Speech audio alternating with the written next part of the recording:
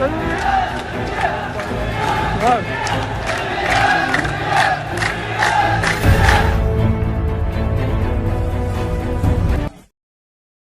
दोस्तों, इस वीडियो में बात करेंगे सोशल मीडिया की वायरल खबरें जुड़ी हुई हैं अरब मुल्कों से। जिस तरीके से अरब मुल्कों में भारत को लेकर के हैशटैग्स ट्रेंड किए जा रहे हैं और प्रॉफिट के बारे में जिस तरीके से भाजपा की प्रवक्ता ने जो बातें कही थी उसको लेकर के सोशल मीडिया पर काफ़ी बवाल मचा हुआ है। सऊदी अरब जैसे मुल्क में एक नंबर पर एक हैशटैग ट्रेंड कर रहा है और अलग अलग अरब मुल्कों में भी ये हैशटैग ट्रेंड कर रहा है। किस तरीके से भारतीय प्रोडक्ट्स को बाइकआउट किया जा रहा है और किस तरीके से भारतीय यानी वो हिंदू जो अरब मुल्कों में नौकरी करते थे उनको नौकरी से बाहर करने की अपडेट आ रही है। किस तरीके से सोशल मीडिया पर इस खबर को देखा जा रहा है, एक एक करके मैं आपके साथ अपडेट शेयर करना चाहूंगा, क्योंकि जिस तरीके से अपडेट निकल के आई थी कि भाजपा के प्रवक्ता नूपुर शर्मा ने प्रॉफिट के बारे में टाइम्स नाउ की एक डिबेट में बातें कहीं, जिस लहजे में कहीं, जिस स्टाइल में कहीं, उस पर आलोचना होने लगी। और ये पहली बार नहीं थी, इससे पहले भी देखा गया था नूपुर शर्मा को जब न्यूज़ 24 की एक डिबेट के अंदर भी वो कुछ इसी तरीके की बातें कर रही थी। लेकिन जिस तरीके से अभी अपडेट निकल के आ रही है कि अरब मुल्कों में जो है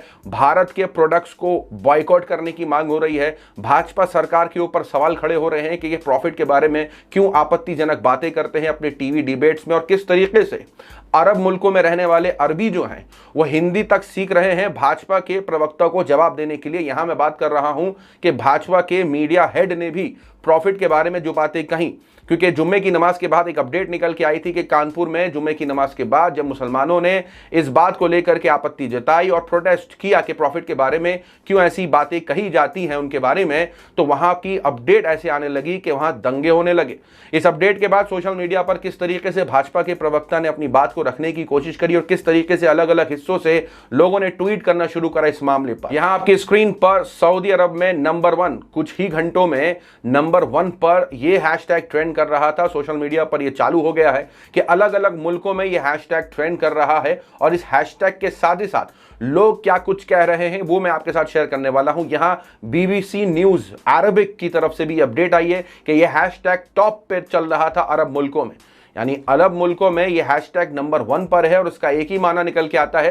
कि वो भारत के प्रोडक्ट को बाइकआउट कर रहे हैं और प्रॉफिट की बेइज्जती नहीं बर्दाश्त कर रहे हैं। कि किस तरीके से भारत में मोदी सरकार के जो पैनलिस्ट हैं जब टीवी डिबेट पे आते हैं वो स्पोक पर्सन के प्रॉफिट के बारे में क्या कुछ कहते हैं। ये आपकी स्क्रीन पर मोहम्मद इब्राहिम गाजी हैं, वो कहते हैं कि अरब मुल्क काफी गुस्से में है कि किस तरीके से प्रॉफिट के बारे में नूपुर शर्मा ने जो कि भारतीय जनता पार्टी की स्पोक पर्सन है उन्होंने कही, और ये अरब मुल्कों में कैंपेन निकाला जा रहा है हिंदुस्तान के प्रोडक्ट्स को बाइकआउट करने के लिए। उन्होंने एक आर्टिकल का सहारा लिया इस ट्वीट को करने के लिए। यहां दूसरी तरफ एक और वीडियो वायरल होने लगी, जिस वीडियो की जो ट्वीट है, इस वीडियो के साथ जो ट्वीट है उसके अंदर लिखा है कि कुवैत के जो मॉल्स हैं, जो स्टोर्स हैं, उनके अंदर भारत के प्रोडक्ट्स को बाइकआउट किया जा रहा है। किस तरीके से जो भारतीय प्रोडक्ट्स हैं उनके ऊपर पर्ची लगा दी गई है बाइकआउट की। यहां उन्होंने शेयर किया, कहा है कि अल हिंद बाइकआउट, यानी वो बात कर रहे हैं कि भारत के प्रोडक्ट्स को बाइकआउट किया जा रहा है। और वजह एक ही कि किस तरीके से भारत में जो सरकार है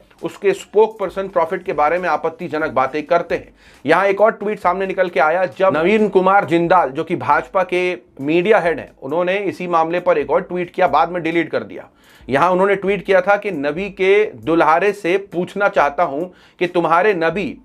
53 वर्ष की आयु में 6 वर्ष की छोटी बच्ची आयशा के साथ शादी करता है, फिर 56 वर्ष की आयु में 9 वर्ष की आयशा के साथ संबंध बनाता है, क्या वो संबंध बलात्कार की श्रेणी में आता है? यहां इसके बाद नवीन कुमार जिंदाल ने इस ट्वीट को तो डिलीट कर दिया लेकिन अरब की नजरों में आ गया। यहां उन्होंने शेयर किया कि किस तरीके से नवीन ने इस ट्वीट को डिलीट कर दिया है, डरपोक कहा उनको, और प्रॉफिट के बारे में जो बातें कहीं उस पर भी उन्होंने खरी खोटी सुना डाली। यहां कुवैत के वकील हैं, इन्होंने भी कहा कि Bharatiya Janata party line cross कर रही है। मल्टीपल टाइम्स ये होता देखा गया है, किस तरीके से प्रॉफिट के बारे में बेइज्जती वाले लफ्ज का इस्तेमाल करते हैं वो, और किस तरीके से जो हिंदू अरब में रह रहे हैं, यहां सवाल खड़ा हो रहा है कि जो अरब में हिंदू रहते हैं, काम करते हैं, वो इस पर पूरी तरीके से खामोश हैं। साथ ही साथ जैसे कि मैंने बताया कि अरब मुल्कों में रहने वाले लोग जो हैं वो हिंदी भाषा सीख रहे हैं या ट्रांसलेट कर करके जवाब देने की कोशिश कर रहे हैं। इसे शेयर करते हैं आलिशान जाफरी। यहां नवीन कुमार जिंदाल ने जब प्रॉफिट के बारे में अपनी राय रखी थी तो इसके बाद हुआ ये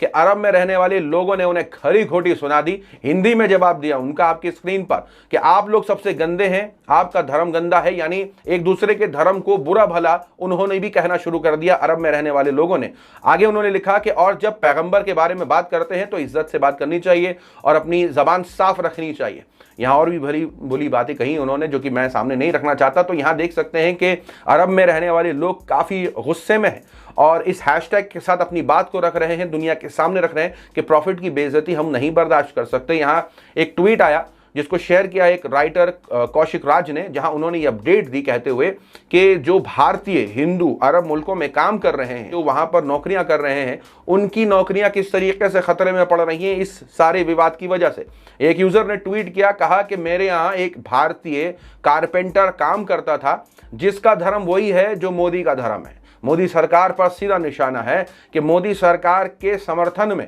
जो लोग भी यहां पर नौकरियां कर रहे हैं, जो मोदी के धर्म को फॉलो करते हैं, उनके बारे में उन्होंने ट्वीट करके कहा कि मेरे यहां जो कारपेंटर नौकरी करता है उसे मैंने नौकरी से निकाल दिया है। इस वक्त वो भारत में वेकेशन पर है, लेकिन मैंने फोन करके उसे कह दिया है कि मेरे नबी को गाली दी जाती है, प्रॉफिट को गाली दी जाती है, अल्लाह के नाम को किस तरीके से रखा जाता है, तो ये सब कुछ नहीं चलेगा। और उन्होंने ट्वीट करके बताया कि मैंने उनको नौकरी से निकाल दिया है। यानी बात इस हद तक आगे बढ़ चुकी है कि अरब मुल्कों में जो भी हिंदू काम कर रहे हैं उन तक बात पहुंच रही है और अरबों में काफी गुस्सा देखा जा रहा है। लगातार इस मामले पर एक के बाद एक ट्वीट सामने आ रहे हैं। भाजपा के प्रवक्ताओं को बुरा भला कहा जा रहा है, अरब मुल्कों की तरफ से हैशटैग ट्रेंड किया जा रहा है और जिसे हिंदी आती है, जो ट्रांसलेट कर पा रहा है गूगल से, वो ट्रांसलेट करके अपनी अरबी भाषा को हिंदी में ट्रांसलेट करके भाजपा के समर्थक और उनके बयानों पर अपने जवाब देते दिखाई दे रहे हैं। लेकिन वहीं दूसरी तरफ सोशल मीडिया पर लोगों ने महात्मा गांधी का वो बयान भी शेयर किया जो उन्होंने 1934 में दिया प्रॉफिट के बारे में।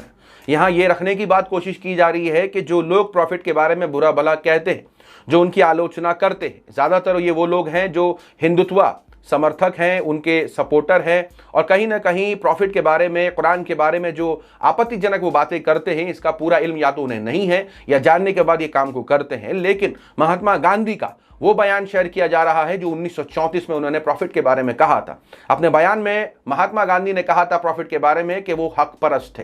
मतलब सत्य का साथ देते थे, सच्चाई का साथ देते थे और उन्होंने अपनी जिंदगी में काफी मुश्किलें भी सही हैं। यहां तक कि उन्होंने अपने बयान में कहा कि मेरे काफी करीबी मुसलमान थे। महात्मा गांधी ने कहा कि मेरे काफी करीबी मुसलमान थे और उनको जानने के लिए मैंने प्रॉफिट की जिंदगी पढ़ी और जब मुझे पता चला वो किस तरीके से निहायती अच्छे इंसान, सच कहने वाले इंसान, जो सही था उसकी पैरवी करने वाले इंसान, खुदा से डरने वाले इंसान, इंसानों से नहीं डरते थे, वो खुदा से डरने वाले थे, काफी बहादुर थे और उन्होंने काफी कुछ अपनी जिंदगी में सहा है। महात्मा गांधी ने 1934 में आगे प्रॉफिट के बारे में यह बात भी कही थी कि वो एक फकीर थे, चाहते तो दौलतमंद भी बन सकते थे, लेकिन उन्होंने जिस तरीके से अपनी जिंदगी को गुजारा, उन्होंने लोगों के लिए गुजारा, लोगों को सीख बांटने के लिए गुजारा और यही उनकी जिंदगी का मकसद भी था। अगर उनकी पूरी जिंदगी भी पढ़ी जाए तो यही समझ में आएगा कि उन्होंने पूरी जिंदगी इंसानों को सिखाने में निकाल दी, इंसानों को बनाने में निकाल दी, ईश्वर के बारे में, अल्लाह के बारे में बताने में निकाल दी। क्योंकि लोगों के अपने अपने मुताबिक अल्लाह को मानने के तरीके हैं,